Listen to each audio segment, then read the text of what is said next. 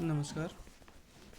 आज हम भारत में निजी क्षेत्र बैंकों के बारे में अध्ययन करेंगे।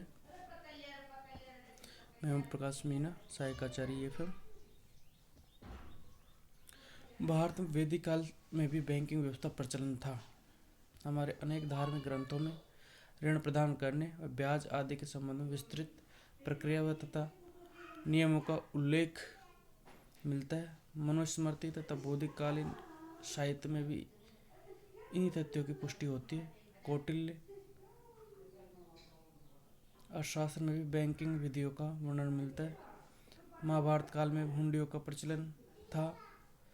ईसा से पूर्व 500वीं शताब्दी में भी उस समय की आवश्यकता के अनुकूल देश में बैंकिंग व्यवस्था उपलब्ध थी। प्राचीन भारत में बैंकिंग व्यवस्था समाज के विशिष्ट वर्ग के व्यक्तियों द्वारा किया जाता था, जिन्हें देशी बैंकर, महाजन एवं साहूकार के नाम से संबोधित किया जाता था। देशी बैंकरों के व्यवसाय के बारे में जानकारी विदेशी यात्रियों द्वारा लिखे गए ग्रंथों में मिलती है। 17वीं शताब्दी में भारत दर्शन हेतु आए एक विदेशी यात्री ने अपनी यात्रा वर्णन में इस तथ्य को उल्लेखित किया कि भारत के प्रत्येक गांव में एक मुद्रा बदलने वाला मिलता है, जिसे सराफ के नाम से जाना जाता है। सराफ वे सभी कार्य संपादित किए करते थे जो आधुनिक बैंकों द्वारा किए जाते हैं।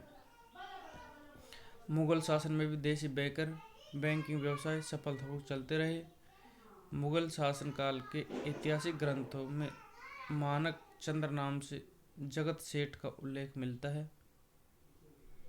1859 में लॉर्ड क्लाइव ने भी अपने लेख में जगत सेठों का उल्लेख किया है। स्पष्ट है कि हमारे देश में बैंकिंग व्यवसाय की जड़ें काफ़ी गहरी है।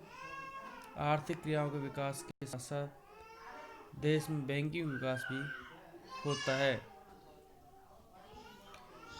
निजी क्षेत्र बैंकों का विकास, एजेंसी गृहों की स्थापना। यद्यपि प्राचीन भारत तथा मुगल शासनकाल में देशी बैंकर, महाजनों और साहूकारों का बैंकिंग व्यवसाय में महत्वपूर्ण स्थान था, किंतु देश में ब्रिटिश शासन के प्रसार के साथ साथ उनके महत्व व प्रभुत्व में कमी आने लगी। इसकी कार्यप्रणाली विदेशी साम्राज्य काल में विशेष उपयोगी सिद्ध हुई न हो सकी, तो फलस्वरूप इनके बैंकिंग व्यवसाय में भी कमी आने लगी। इसका प्रमुख कारण यह था कि उन्हें न तो आंग्ल भाषा का ज्ञान था और न ही ब्रिटिश बैंकिंग प्रणाली से परिचित थे। अतः उनके स्थान पर धीरे धीरे देश में आधुनिक बैंकिंग प्रणाली विकसित होने लगी। हमारे देश में आधुनिक बैंकिंग प्रणाली का जन्म 18वीं शताब्दी में हुआ, जबकि ईस्ट इंडिया कंपनी द्वारा मुंबई, कलकत्ता में कुछ एजेंसी गृहों की स्थापना की गई।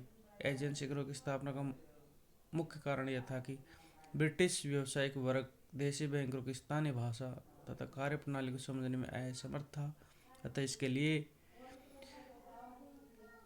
इनकी कोई विशेष उपयोगिता नहीं थी। देशी बैंकर भी विदेशी व्यापार को वित्तीय सहायता प्रदान करने के संबंध में प्रयोग में लाई जाने वाली प्रक्रिया व विधियों से अपरिचित थे।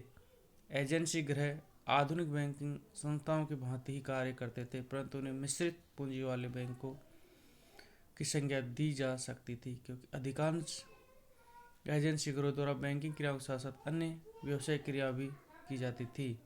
बैंकिंग व्यवसाय एक सहायक व्यवसाय के रूप में संचालित किया जाता था। इस उद्देश्य की पूर्ति हेतु उनके द्वारा अलग से एक बैंकिंग विभाग की स्थापना कर ली जाती थी। उदाहरण के लिए एक प्रसिद्ध एजेंसी गृह अलेक्जेंडर एंड कंपनी ने भी अपने यहाँ एक बैंकिंग विभाग की स्थापना की थी। इस प्रकार एजेंसी गृह मूल रूप से व्यापारिक संस्थाएं थी। सन 1770 में अलेक्जेंडर एंड कंपनी नामक एजेंसी गृह ने कुछ अन्य एजेंसी गृहों के सहयोग से देश में आधुनिक ढंग की सर्वप्रथम बैंक की स्थापना की, जिसका नाम बैंक ऑफ हिंदुस्तान रखा गया। इस बैंक के द्वारा सामान्य बैंकिंग कार्य संपादित किए जाते थे। इसके अतिरिक्त इसे नोट प्रकाशन का भी अधिकार प्रदान किया गया। बैंक द्वारा निर्गमित नोट एक सीमित क्षेत्र में प्रचलित थे। सन 1832 में अलेक्जेंडर एंड कंपनी के बंद हो जाने के पर इस बैंक ने भी अपना कार्य बंद कर दिया। सन 1785 में देश में दो और बैंकों की स्थापना हुई, जिनके नामक्रम से बंगाल बैंक तथा जनरल बैंक ऑफ इंडिया थे। कुछ समय कार्य करने के पश्चात बैंकों ने भी कार्य बंद कर दिया। सन 1770 के पश्चात एजेंसी घरों द्वारा अनेक बैंक स्थापित किए गए, किंतु बैंकिंग व्यवसाय में सफलता न मिलने के कारण वे धीरे धीरे समाप्त हो गए। धन्यवाद।